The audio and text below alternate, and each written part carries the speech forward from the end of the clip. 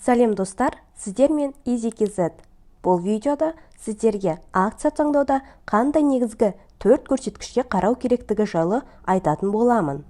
Акция сатып алғанда әрине ескеретін ерекшеліктер көп. Алайда кем дегенде осы 4 белгіні ескерсеңіздер, ақшаңыздан ұтылып қалудың алдын алатыныңызға сенімдімін. Сіздерге тақырып қызық болса, лайк баса кетулеріңізді сұраймын.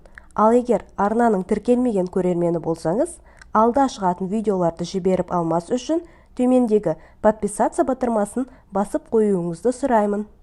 Енді тақырыпқа кірісейік. Білесіздер, акция таңдауда көптеген техникалық, қаржылық анализдер жасалады. Алайда, сіз ондай анализ жасауды білмесеңіз, онда тым болмағанда келесі айтылатын көрсеткіштердің оң екендігіне көз жеткізіңіз. Бірінші көрсеткіш ол ROE, немесе Return on Equity. Бұл көрсеткіш компанияның инвесторлардың салған ақшасын табыс табу үшін қаншалықты тиімді пайдаланатындығын көрсетеді. Ол компанияның таза табысынан акционерлердің капиталын бөліп 100-ге көбейткенге тең. Осы қатынас жоғары болған сайын, оған инвестициялауға қызығушылық жоғарылайды. Алайда, қай қатынастың жоғары екендігін қалай білеміз? Егер компанияның осы көрсеткіші оның бәсекелестерінен жоғары болса, онда компанияның инвестициялық тартымдылығы жоғары.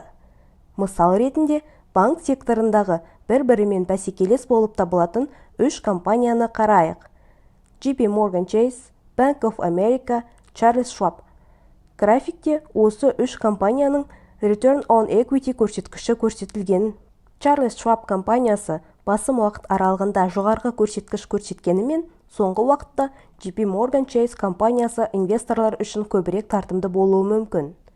Әрине, біз шешімімізді тек бір көрсеткішке негізделе отырып қарастырмаймыз.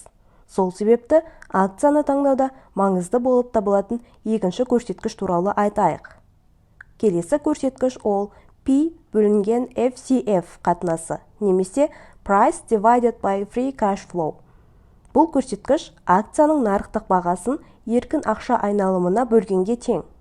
Бұл қатынас акцияның нарықтық бағасын бизнестің басқаруда қалатын ақшалай қаражатты салыстыруға және анализ жасауға көмектеседі. Егер бұл қатынас төмен болатын болса, компания акциясы бағаланбаған дегенді білдіреді. Егер нарық дұрыс түзетулер жүргізетін болса, аса бағаланбаған компаниялардың өсуге қабілеті бар екендігін ұмытпайық. Қай қатынастың жоғары, қай қатынастың төмен екендігін түсіну үшін бұл жерде де өзара бәсекелес компаниялардың көрсеткіштерін салыстырған жөн. Мысал ретінде Tesla, Ford және General Motors компанияларын қарастырайық. P бөлінген FCF қатынасы Tesla компаниясы үшін 133,4-ге, ал Ford үшін 9,1-ге, ал General Motors үшін 3,76-ға тең. Әрине, дербес бұл көрсеткішке негізделіп шешім қабылдау жөнсіз.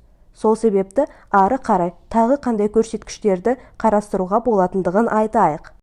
Үшінші көрсеткіш ол P бөлінген S, немесе Price to Sales қатынасы. Қатынас компаниялардың акцияларының бағасын оның акцияға шаққандағы кірісіне бөлгенге тең. Бұл көрсеткішті капитализациясы жоғары компанияларды бағалағанда қолданған жөн. Ал банк, сақтандыру сияқты салаларда қызмет көрсететін компанияларға бұл көрсеткіш қолдануға келмейді. Бұл қатынас 2-ден төмен болған жағдайда норма болып табылады. Мысал ретінде, сауда саласындағы Target, Walmart, Home Depot сияқты компаниялардың көрсеткіштерін қарастырса болады. Мысалы, графикте барлық 3 компанияның P бөлінген C көрсеткіші 2-ден төмен екендігін байқауға болады. Соңғы көрсеткіш P бөлінген E, немесе Price to Earnings қатынасы. Ол акция бағасын акцияға шаққандағы табысқа бөлгенге тең. Шыққан коэффициент инвесторға компанияның тапқан $1 қанша төлейтіндігін және қанша уақыт аралығында салынған инвестиция өзін-өзі ақтайтындығын көрсетеді.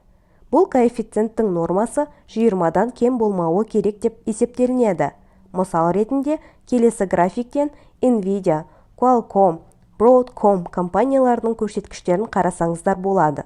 Байқағандарыңыздай, тек Qualcomm осы қатынастың нормасынан өтіп тұр.